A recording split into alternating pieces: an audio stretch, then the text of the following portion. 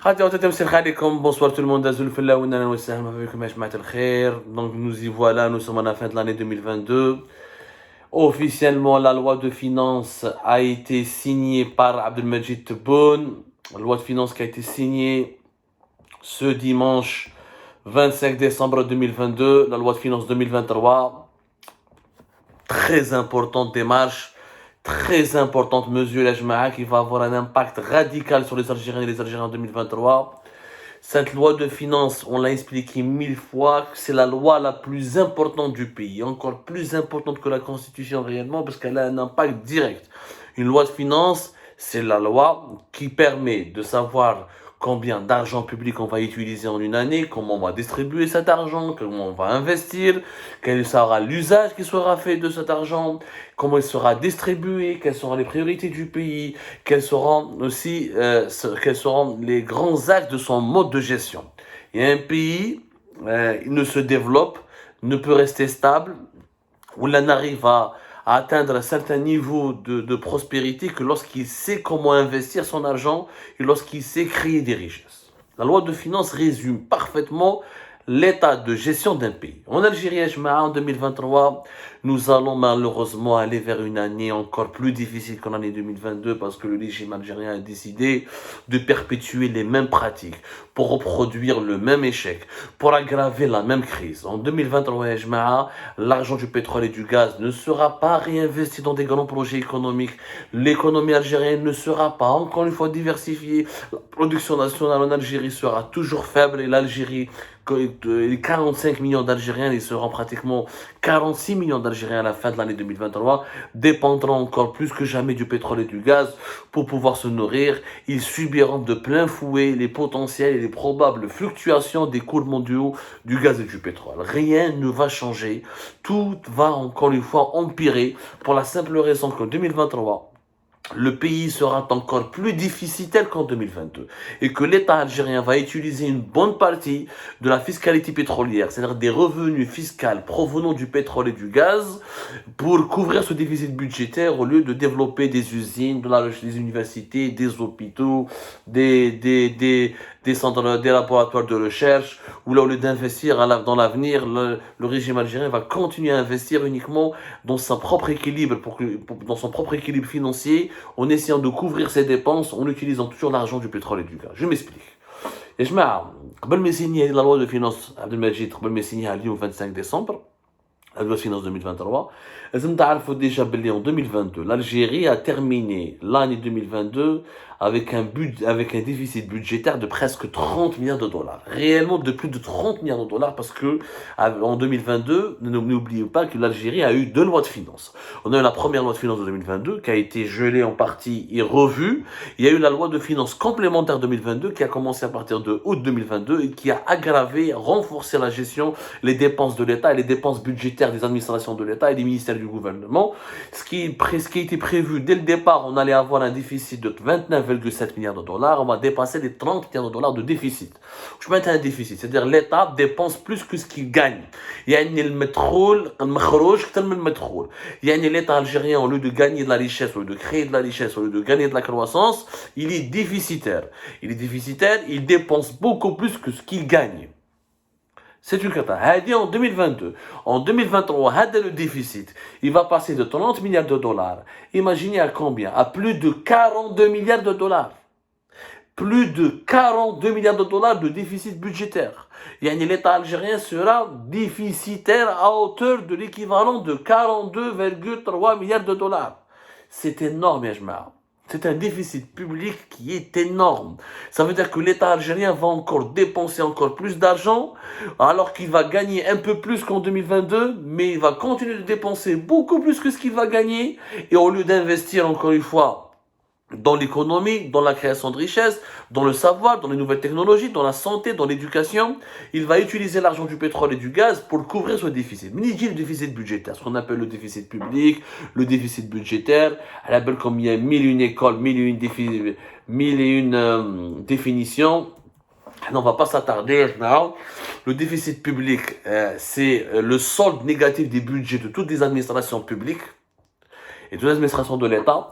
Le déficit budgétaire, c'est le déficit de tout le pays. Le déficit budgétaire, c'est le solde de tout le budget de l'État. Yani, mais fait les administrations de l'État, mais fait l'ensemble des entités économiques qui sont liées directement ou indirectement à l'État. Le déficit budgétaire, un gros déficit. Parce que l'État algérien dépense beaucoup d'argent. Les militaires, les policiers, les gendarmes, le recrutement, les budgets à la présidence ont augmenté, les budgets à la ministère de la Défense nationale vont doubler, les budgets à Moudjahidine toujours augmentent. Excusez votre serviteur, il est malade, mais s'acharne à vous expliquer toujours les dessous de l'actualité algérienne. Donc, les déficits augmentent parce que les dépenses augmentent beaucoup, alors que les recettes sont en train de baisser toujours. Et que les recettes ne baissent pas réellement, même si les recettes budgétaires augmentent, par rapport à 2020, l'année du Covid, mais les dépenses augmentent tellement que l'effet de l'augmentation des recettes, il est annulé, il est supprimé. Et ces recettes, normalement, quand ils augmentent, au lieu de les investir dans des projets créateurs de richesse, on les investit uniquement pour augmenter les salaires, pour augmenter le recrutement des policiers et des militaires, pour acheter davantage d'armes, pour acheter davantage d'équipements et de matériel pour l'État, les administrations de l'État, pour couvrir davantage le déficit de l'assurance sociale, le déficit à la retraite, à la caisse nationale des retraites, pour financer davantage le déficit des hôpitaux algériens qui ne font pas rentrer d'argent, qui ne fonctionnent pas très bien. Donc, l'argent du pétrole et du gaz est essentiellement utilisé pour maintenir en vie un État qui est défaillant, qui est faible, qui ne crée pas de richesses et qui gaspille des richesses. هاي اللي حسابي 2023 ce qui est hyper dangereux. نعطيكم بعض الارقام تعرفوا مليح. En 2023 يا جماعه nous allons exporter 46 milliards de dollars de pétrole et de gaz. Les 46 milliards de dollars, donc, mais les caisses de la ce qui va rentrer dans les caisses de l'État du pays, de l'Algérie, c'est ce qu'on appelle la fiscalité pétrolière. Et les 46 milliards de dollars, donc, les compagnies de Sonatrach et ses partenaires étrangers. Les partenaires étrangers Sonatrach représentent entre 20 et 25% des exportations du gaz et du pétrole en Algérie dans le pays. Ils vont payer des impôts. Les impôts qu'ils vont payer sur les exportations du pétrole et du gaz, on les appelle la fiscalité pétrolière. La fiscalité pétrolière, elle va augmenter un petit peu. Par exemple, en 2023, on attend est-ce qu'il y ait une fiscalité pétrolière de 3298 milliards de dinars. حسبوها بالدينار. وتطلع à peine à 3400 milliards de dinars في 2024. كي نشوفوا شحال 3000 نديروا maintenant le calcul en direct سمحوا لي.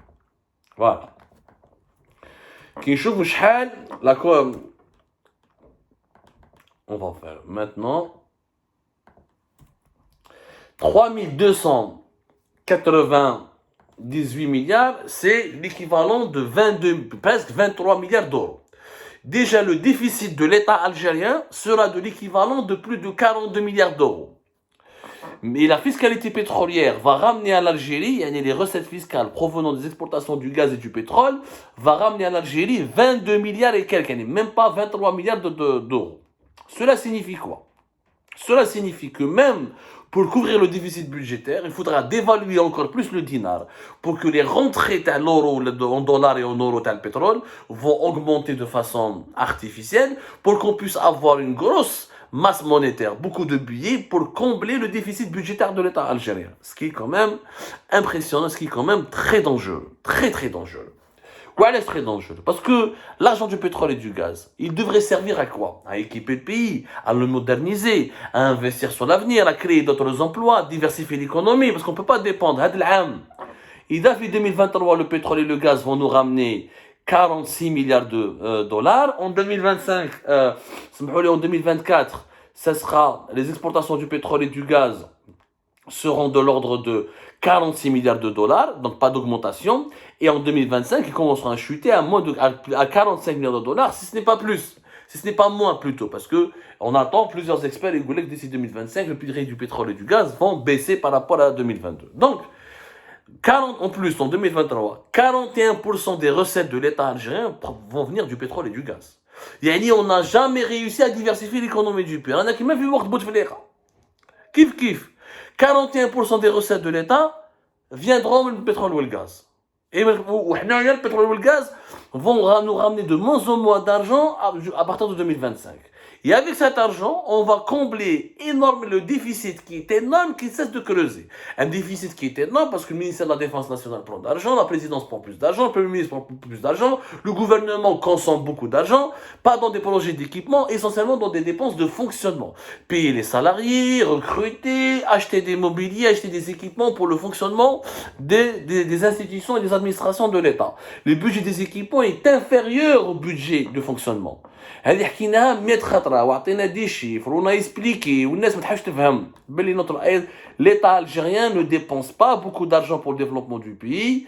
Il est là essentiellement pour s'assurer de son train de vie. C'est très dangereux. Cette politique, elle est très dangereuse. L'État algérien en 2023 va reproduire les mêmes problèmes. On a des réserves de change. Ils seront normalement en 2023 presque 59 milliards de dollars. Mais les réserves de change, 60 milliards de dollars, c'est rien pour un pays de 45 millions d'habitants. Et tu vas tenir presque, même pas 2 ans d'importation. Quand tu produis plus rien, tu peux importer 20 mois pour assurer tes besoins élémentaires. 2 ans, 20 mois, à l'échelle, dans l'histoire d'un pays de 45 millions, de 46, parce qu'en 2023, on sera 46 millions d'habitants. Allez, pour un pays de 46 millions d'habitants, un matelas de sécurité d'uniquement 20 mois, c'est très peu. C'est très peu, Ejma. C'est pas normal. Les recettes budgétaires de l'État algérien seront de l'ordre de 7 900 milliards de dinars, alors que les dépenses seront de 13 000. Et les dépenses vont continuer d'augmenter jusqu'à atteindre pratiquement 14 milliards de dinars, alors que les recettes de l'État vont rester stagnées jusqu'à atteindre 8 400 milliards de dinars. Donc, d'ici 2025, et d'ici la fin du mandat de Tebboune, l'Algérie ne changera pas, va continuer à dépenser beaucoup trop d'argent pour ne pas créer des richesses et ne pas investir dans la production de richesses, mais pour juste financer le fonctionnement d'un État qui est défaillant, qui est trop dépensé, qui nous coûte beaucoup d'argent et qui préfère toujours sa gueule, son fonctionnement et le confort de ses fonctionnaires et la sécurité de son fonctionnement au détriment du développement du pays. C'est pour cette raison, et je vais être bref, pour cette raison que la loi de finances 2023 va perpétuer l'existence d'un État algérien défaillant, dépensier, gaspilleur de richesses et qui dilapide les richesses du pays. Et nous allons le payer très cher, cette politique. L'argent du pétrole et du gaz, il faudrait le réinvestir maintenant, même les réserves de change, il faudra les réinvestir maintenant dans la production de nouvelles richesses. Tant que 41% des recettes fiscales de l'État viennent du pétrole et du gaz, nous sommes en danger. Parce que maintenant que le pétrole et le gaz étaient, ça veut dire que l'État n'aura plus assez d'argent pour assurer la survie et le fonctionnement du pays. Où le pétrole ou le gaz est de l'État à n'importe quel moment, on ne contrôle pas les marchés mondiaux. Tant que nous n'avons pas d'autres rentrées fiscales et d'autres rentrées de devises du pays, autres que le pétrole et le gaz, nous condamnons au sous-développement et à l'insécurité et nous dépendons extrêmement de l'étranger. Ce qui menace la souveraineté du pays.